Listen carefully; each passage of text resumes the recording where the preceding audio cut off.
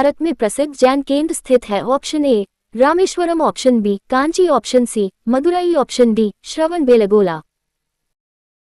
Correct answer. व्याख्या: दक्षिण भारत में प्रसिद्ध जैन केंद्र कर्नाटक में मैसूर स्थित श्रवणबेलगोला है। यहाँ गोमतेश्वर की मूर्ति चामुंडराय ने बनवाई है। बिंदुसार के शासन के दौरान अशांति कहाँ थी? Option A Ujjayini, option B Pushkalavati, option C Takshashila, option D Rajagriha. Correct answer. व्याख्या: चंद्रगुप्त मौर्य के उत्तराधिकारी एवं उसके पुत्र बिंदुसार के शासनकाल में तक्षशिला में विद्रोह हुआ। उसने अशोक को कुमारामात्य बनाकर वहां का विद्रोह दबाने के लिए भेजा। अशोक ने न केवल विद्रोह को शांत किया, बल्कि वहां की प्रजा का प्रेम और विश्वास भी जीत लिया। कुषाण काल में भारतीय और ग्रीक शैली के मिश्रण से विकसित कला विद्यालय को किस नाम से जाना जाता है? ऑप्शन ए कुषाण कला, ऑप्शन बी फारसी कला, ऑप्शन सी गांधार कला, ऑप्शन डी मुगल कला। Correct answer. व्याख्या: गांधार कला कुषाण काल में विकसित हुई थी। गांधार कला की विषय वस्तु भारतीय थी, परंतु कला शैली यूनानी और रोमन थी। इसलिए गांधार कला को ग्रीको रोमन, ग्रीको बुद्धिस्ट या हिंदू यूनानी कला भी कहा जाता है।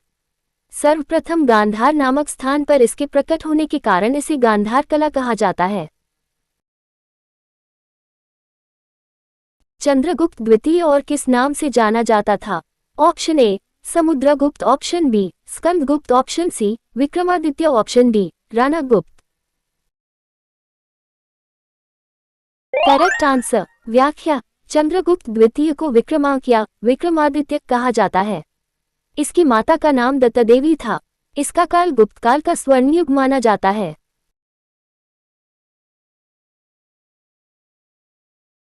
गंगा को उत्तर से दक्षिण ले जाने वाला चोल राजा कौन सा था? Option A Raja Chola, option B Mahendra, option C Rajendra Chola, option D Parantaka.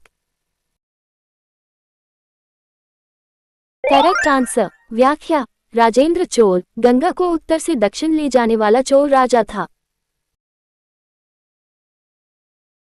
13वीं शताब्दी में राजस्थान के माउंट आबू में प्रसिद्ध दिलवाड़ा मंदिर किसने बनवाया था?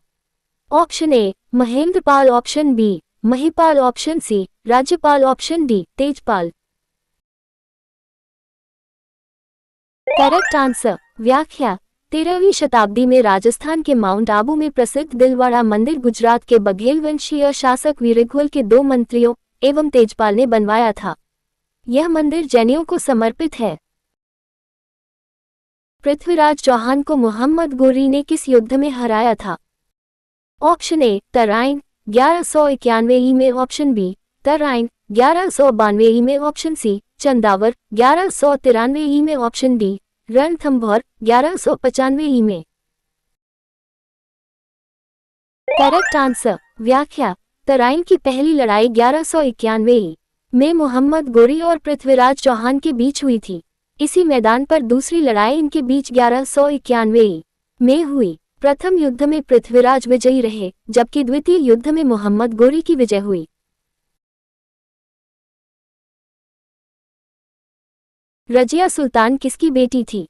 ऑप्शन ए अल्तमश इल्तुतमिश की, ऑप्शन बी कुतुबुद्दीन ऐबक की, ऑप्शन सी नासिरुद्दीन की, ऑप्शन डी बलबन की। Correct answer. व्याख्या: रजिया सुल्तान गुलाम वंश की शासिका थी। वह उत्तर भारत की प्रथम मुस्लिम महिला शासिका थी। वह इल्तुतमिश की पुत्री थी। रजिया पर्दा प्रथा त्याग कर पुरुषों की तरह चोगा एवं कुलाह पहनकर राजदरबार में खुले मुंह से जाती थी। इन्होंने 1236-40 तक शासन किया। 1420 में विजयनगर साम्राज्य में आने वाले इटली के यात्री का नाम था। ऑप्शन ए एडोडो Barbosa, option B Niccolo de Conti, option C Abdul Razzaq, option D Domingos Paes. Correct answer. व्याख्या: 1420 में विजयनगर साम्राज्य में आने वाला इटली का यात्री निकोलो डी कोंटी था, जो देवराय प्रथम के शासनकाल में आया था। दिल्ली में मुगल साम्राज्य की नींव निम्नलिखित में से किस लड़ाई के परिणामस्वरूप पड़ी?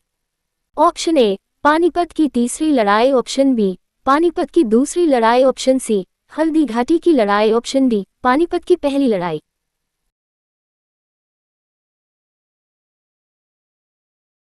Correct answer. व्याख्या। पानीपत की प्रथम लड़ाई के बाद भारत में मुगल शासन की नींव पड़ी। ये युद्ध 21 अप्रैल 1526 को बाबर तथा इब्राहिम लोदी के बीच हुआ था, जिसमें इब्राहिम लोदी की पराजय हुई और बाबर ने दिल्ली पर अधिकार कर मुगल साम्राज्य की स्थापना की। इस युद्ध में बाबर ने पहली बार प्रसिद्ध तुलगमा युद्ध नीति का प्रयोग किया था।